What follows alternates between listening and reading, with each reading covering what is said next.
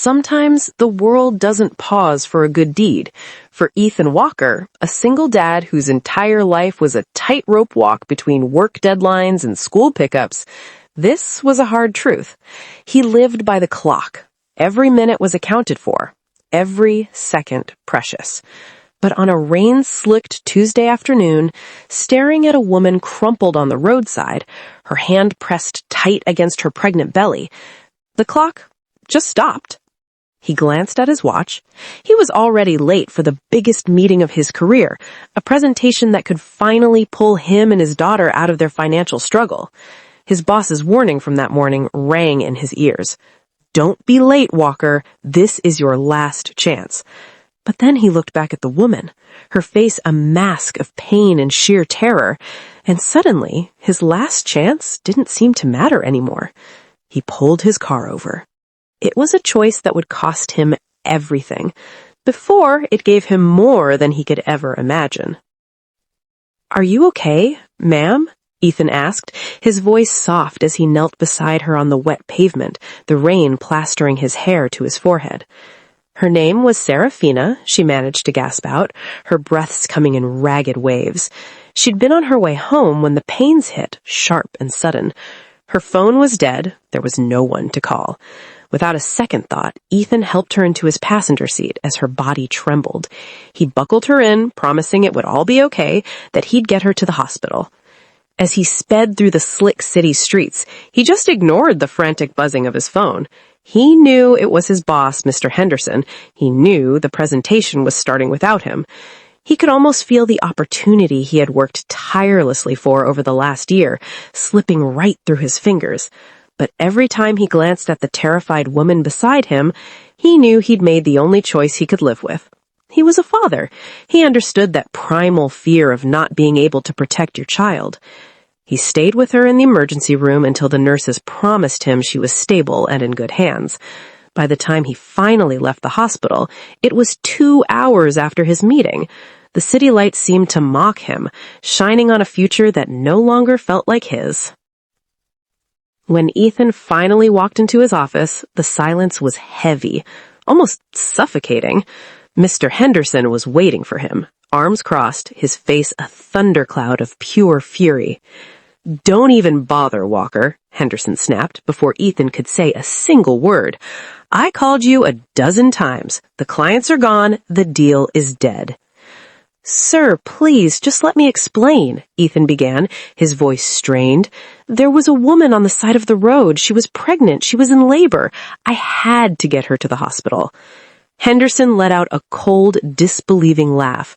"A pregnant woman? That's the best you've got?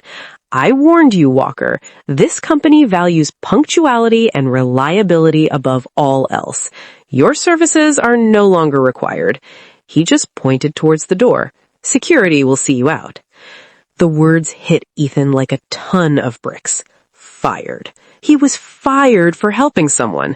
They walked him out of the building like a criminal, his small box of personal things feeling like a trophy for his own failure. The walk home was a blur of shame and a rising tide of panic. How was he going to tell his daughter, Lily? She was only 8, a bright, bubbly little girl who thought her dad was a hero. The weeks that followed were a quiet, desperate nightmare. Ethan's savings were already thin, and they vanished with terrifying speed. He sent out dozens of applications, but his inbox just filled up with polite rejections. Overqualified, not the right fit. The excuses all blurred into one soul-crushing message. "We don't want you." He started selling his things, his late wife's watch, his book collection, anything that could buy them one more week of groceries. He always put on a brave face for Lily, making her pancakes in the morning and helping with her homework at night, pretending everything was fine. He'd just smile and tell her that Gaddy was taking a little vacation. But after she was asleep, the mask would crumble. He'd sit at the kitchen table with his head in his hands, staring at the growing stack of unpaid bills. The eviction notice was the final blow. It came on a Tuesday, exactly 1 month after his life fell apart. He held the letter in his trembling hand, the words blurring through his tears. He had failed. His one act of kindness had cost him everything. Hope felt like a luxury he just couldn't afford anymore. Just as he hit rock bottom, his phone rang. Unknown number. He almost ignored it, but some flicker of instinct made him answer. "Is this Ethan Walker?" a woman's voice asked. It was soft, but it carried a hint of authority. "Yes, this is him." "This is Serafina. You helped me a month ago. You took me to the hospital." Ethan's heart skipped a beat. He hadn't heard a word from her and figured he never would. "Yes, I remember. Is everything okay?" "Everything is perfect, thanks to you," she said warmly. "I have a healthy baby boy. But Ethan, I also heard what happened to you. I've been trying to find you. What your boss did was completely unacceptable. I need to see you. Can we meet? I want to thank you properly." He hesitated, pride and shame battling it out inside him, but there was a sincerity in her voice that cut right through his despair. He agreed to meet her at a small cafe downtown, ironically, right across the street from his old office. He sat there nursing a cheap coffee, feeling completely out of place when Serafina walked in. She looked confident and poised, a world away from the distressed woman on the roadside. She smiled warmly and sat down across from him. "Ethan, I can't thank you enough," she started. "You very likely saved my son and mine." "Anyone would have done the same," he said quietly, looking down. "No," she said firmly. "They wouldn't. You have no idea how many cars just drove by. You stopped." She paused, her expression turning serious. "I did a little digging after I left the hospital. I found out you were fired from TechSmith Enterprises for being late that day." Ethan just nodded, feeling that familiar sting of humiliation. "What happened to you was an injustice," she continued, her voice hardening just a little. "And it's one I happen to have the power to correct." She reached into her purse and slid a business card across the table. Ethan picked it up. His whole world tilted. He read the words once, then twice, sure his eyes were playing tricks on him. Serafina Caldwell, Chief Executive Officer, TechSmith Enterprises. He just stared at her, completely speechless. The CEO, the woman whose life he had saved, was the CEO of the company that threw him out. I had no idea," he stammered.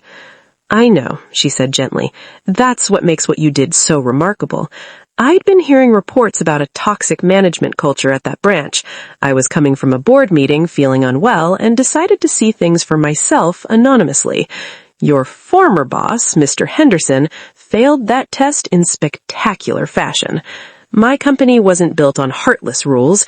It was built on integrity, the kind of integrity you showed." She leaned forward, her eyes locking with his. "Mr. Henderson is no longer with the company, but his position, a director-level position, is now open. I want you to have it, Ethan. I don't want to give you your old job back. I want to give you a better one. We need leaders who get that humanity is more important than protocol. We need people like you." Tears welled up in Ethan's eyes, not of sadness, but of pure, unbelievable relief. He thought of Lily, of the eviction notice, of the crushing weight that had just been lifted in a single instant. "You gave me and my son a chance when no one else would," Serafina said, her voice softening. "In a way, we saved each other." 3 months later, Ethan walked the halls of TechSmith Enterprises, not as a desperate employee, but as a respected leader. He moved his daughter into a new home, where worrying about rent was a thing of the past. His life wasn't just put back together, it was transformed. He learned that our highest rewards often show up disguised as our greatest sacrifices. That one choice, that single moment of compassion on a rainy road, had cost him everything he thought he had, only to give him everything he ever truly needed.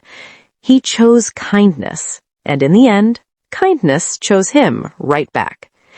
If this story touched your heart, please give this video a like and subscribe for more inspiring stories. Share it with someone who needs a reminder that one single act of kindness can echo in ways we can't even imagine. What's the kindest thing a stranger has ever done for you? Let us know in the comments below. Never, ever underestimate the power of a helping hand. It might just be the hand that lifts you up in return.